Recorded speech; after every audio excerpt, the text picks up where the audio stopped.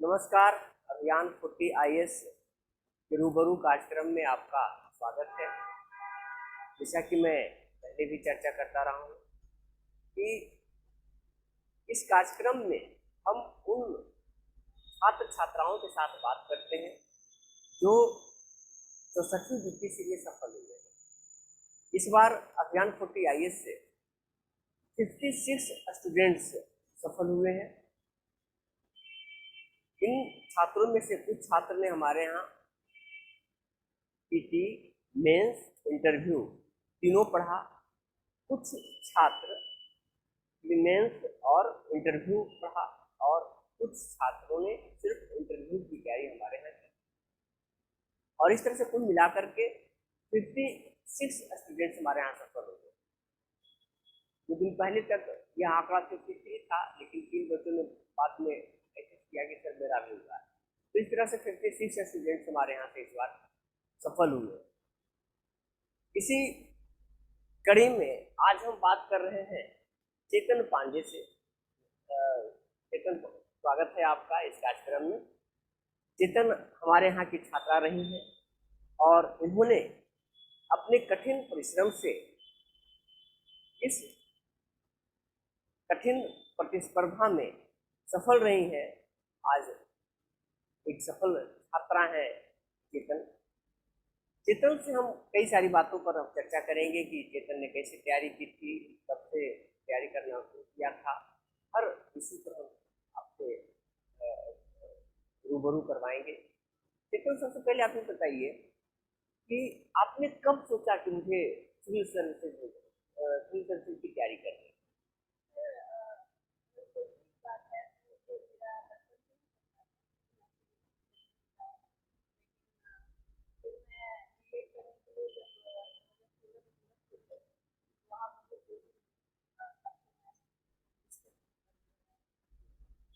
BEd पहले की सपना बचपन से था, लेकिन बीएड ग्रामीण क्षेत्र में रहने के कारण वहाँ पे वैसा ऑप्शन आ रहा है।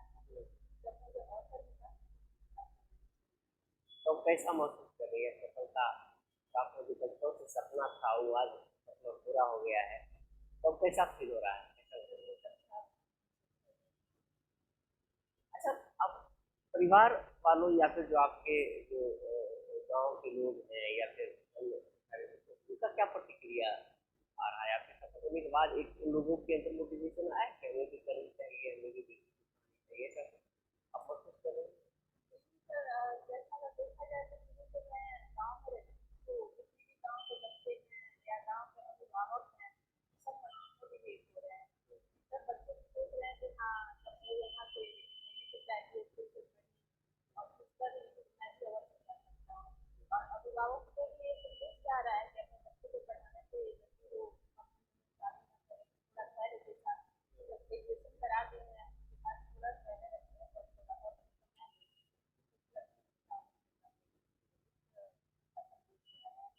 तो आप बीएड कर रही थी और बीएड करने के तुरंत बाद पढ़ाई का आपने कैसे मैनेज किया? बीएड भी करना, तैयारी करना, तो टाइम मैनेजमेंट आपने कैसे? ये तो मैं कर रही थी, लेकिन मेरा ये बस ऐसे ही करना था कि हाँ कोई सरकारी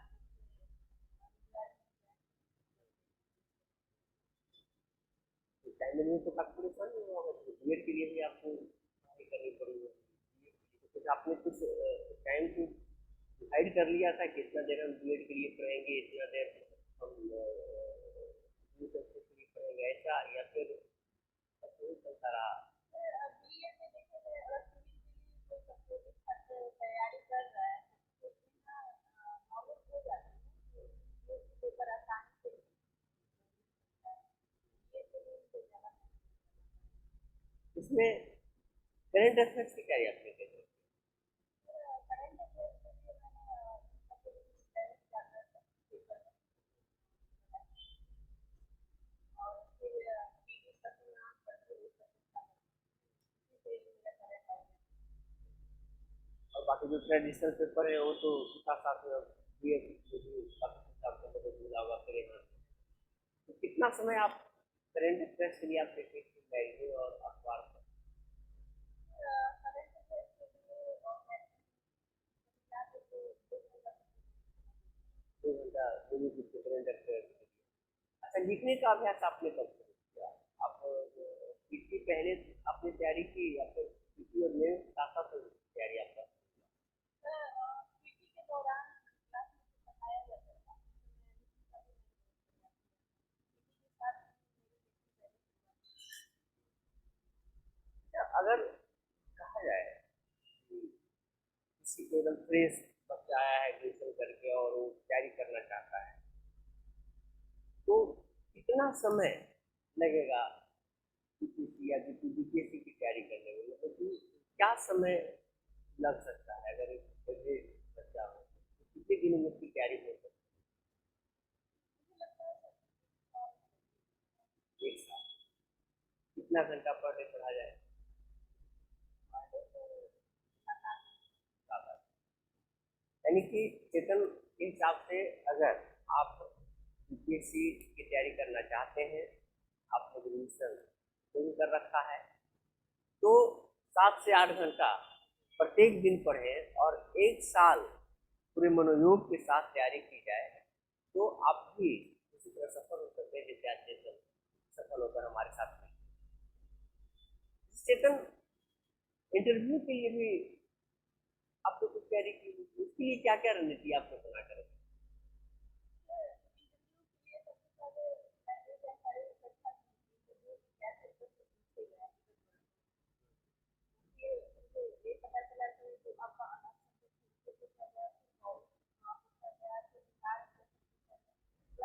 पार्ट वाइज पार्ट किया था और फिर प्रत्येक पार्ट पे मैं क्या करता था जैसे ऑप्शनल हो गया करंट जो ऐसे 8 9 घंटे में मैं स्टार्ट किया तो क्या क्या कैसे करना है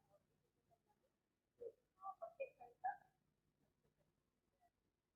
तो पटना में कई सारे इंस्टीट्यूट है, कोचिंग है, आप अभियान छुट्टी आई, तो यहाँ के बारे में आपको कैसे पता चला और अभियान छुट्टी में आपको पढ़ करके कैसा लगा, कैसा अनुभव रहा है?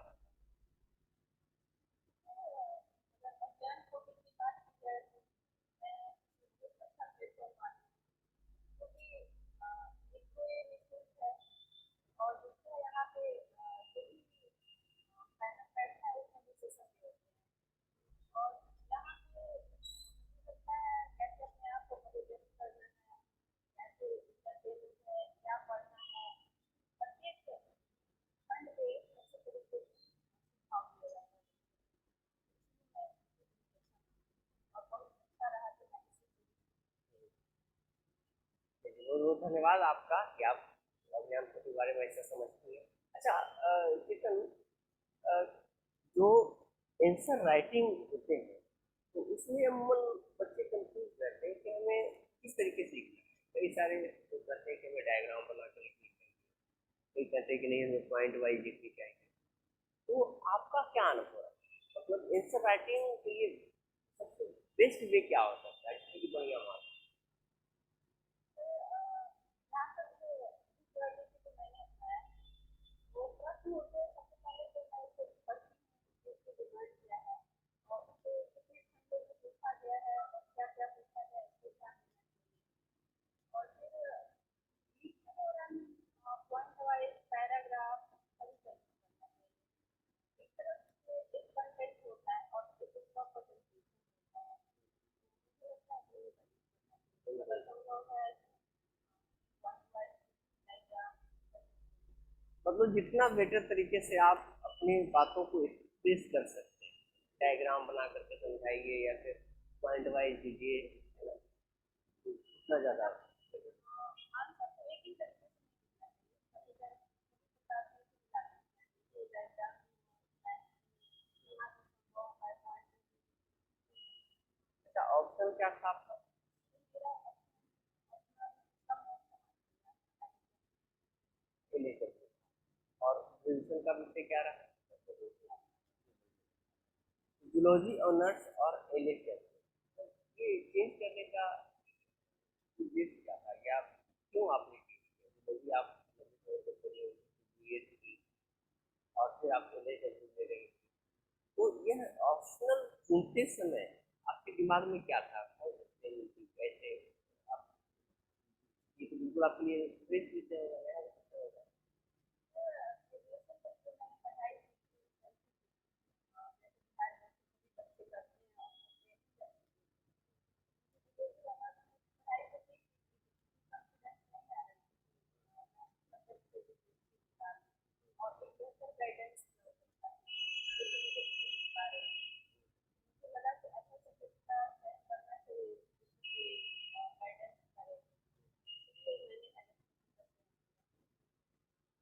यानी कि ऐसे बच्चे जो कंफ्यूज है, जिन्हें लगता है कि वो साइंस पेपर लेकर के पढ़े हैं, उन्हें कभी तो साइंस लग गया, उनके लिए एक बेटर ऑप्शन हो सकता है, लेकिन अपने हिसाब से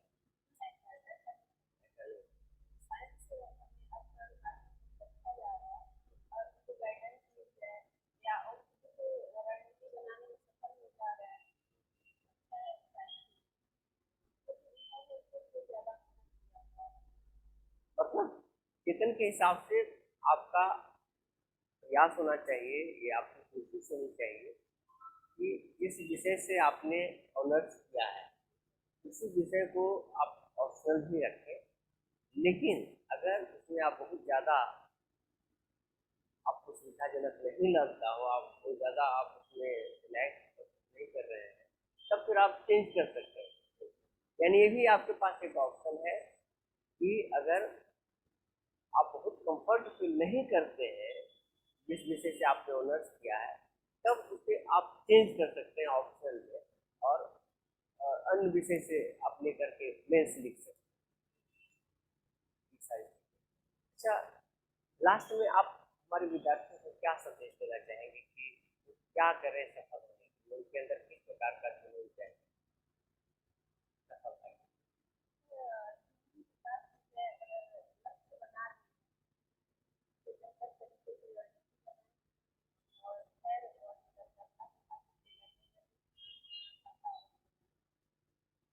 सही बात है चेतन, कि हमें सफल होने के लिए सबसे पहले एक कंटिन्यूटी और है ये बहुत जरूरी है। उमन क्या होता है कि बच्चे पढ़े तो बहुत 10 घंटे पढ़ेंगे और नहीं पढ़े तो 3 दिन तक किताब ही नहीं पढ़ेंगे। अच्छा, आपके साथ ऐसा कभी हुआ? पता चला कि पढ़े, हमने एक पूरा सिलेबस रूटीन बनाया है कि खूब पढ़ूंगी, और पता चला कि फिर 5 दिन तक, एक दिन पढ़ने के बाद 5 दिन तक किताबें नहीं छुआ, ऐसा स्थिति आपके साथ आता था?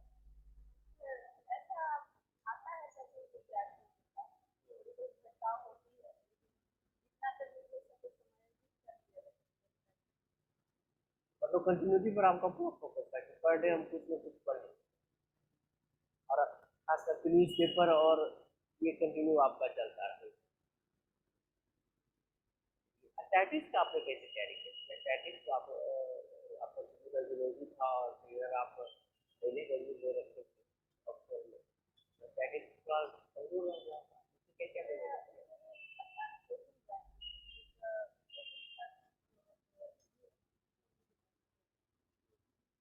स्टैटिक्स के लिए आपने अलग जगह पर आपने किया था, हालांकि हमारे यहाँ भी बहुत अच्छे पेपर के हम